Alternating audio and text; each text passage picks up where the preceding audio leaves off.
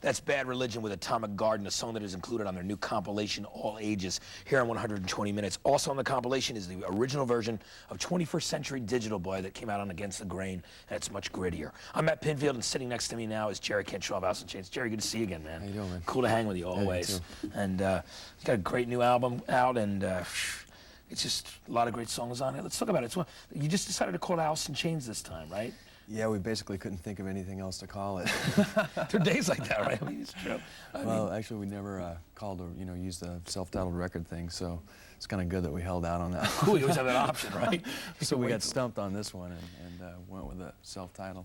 Oh, that's cool. I mean, you didn't run out of ideas definitely for songs. There's a lot of cool stuff on there, and I mean, it's a great record. It's really like a great cross between everything from Sap and Jar of Flies to like the Harder Edge to Dirt. Some of the stuff on Facelift too.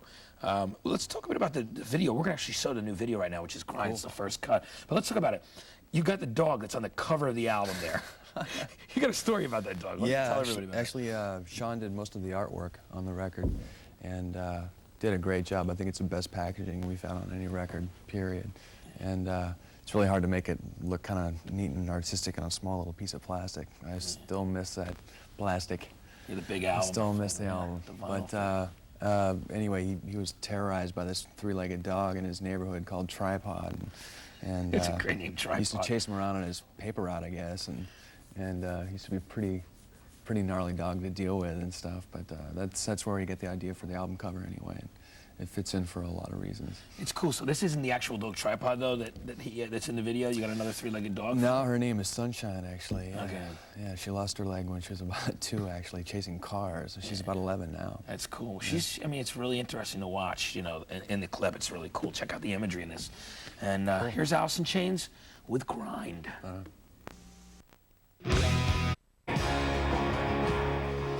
And it's a little bit of I Stay Away from Alice in Chains here on 120 Minutes. Cool song, really interesting video too. It's cool, man. Yeah, it was kind of cool to do because we didn't have to fake our own song. Not have to do the whole lip sync thing. And yeah, well, it's kind of hard doing videos sometimes because basically you're faking your song, so we let somebody else do it this time. That's cool. It takes all the pressure out of that, right? Yeah. Let's talk a bit about the time it took. I mean, between Jar of Flies up to now, I mean, there was, what was it, a good 18 months or so. Right. And then there was a period where you guys were all kind of playing around doing different things.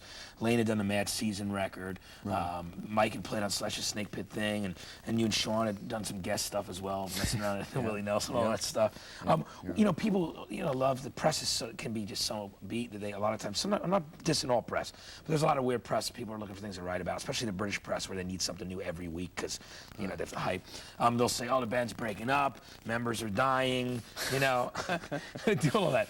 It gets so stupid after a while. It's something you gotta kind of try to blow out of your head and just to keep yourself sane. And basically, we just reached a point where we were pretty exhausted. We were really worn out, and it was time to just basically sit back and take a look at things. And rediscover yourselves. And see how it was going. Well, we'd been running pretty much nonstop to that point, record tour. Right. And it got pretty exhausting. And even up to the point where, we'd actually been doing really well. We were still sleeping on people's couches and stuff. And so we spent a lot of time, finding places to settle in and whatnot. And actually started working on this record about January, so. We've been working on pretty much the whole year on this record. Yeah, it's an incredible record. It's really cool. There's a lot of good stuff on it. Yeah. You're all writing on the record as well. We'll be back in a minute with Jerry. Up next, it's a brand new one from a New York City ska band called Mephistopheles. Their debut album is called God Bless Satan. And the first clip off it is for a song called Doomsday on 120 Minutes. No excuses that I know.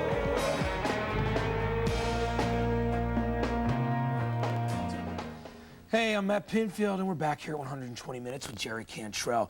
Jerry, on the new record, and I'm actually on all things, sharing a lot of the writing. I mean, you've always been one of the primary songwriter, but all four of you have done a lot of different stuff. And I mean, everybody's always involved. Like, there's certain songs that Lane might be just doing on his own, or you'll collaborate. Like the new one, Shame and You, he'll do lyrics. How do you come to deciding that? Like, Grind is completely yours, Heaven Beside You, or Lane will have his own track. It's kind of just, it's really by chance, just like really what happens.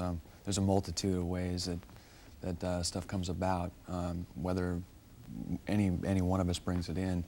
it always gets tempered by the other guys, you know, and you know, even a song that you know, one of us, and particularly Grind, that I wrote, you know, the idea was a good idea. It's a good song, but Lane and Sean and Mike and myself, when we get together, there's like a chemistry that I mean, it's something that you can't really put your finger on, but it puts that stuff over the top, and it makes it better than you could ever imagine it would be in the first place. And it's really cool. You guys do have a great, like, something I'm very thankful for. You know. Yeah. I mean, I gotta say that you guys do the personality of the four of you.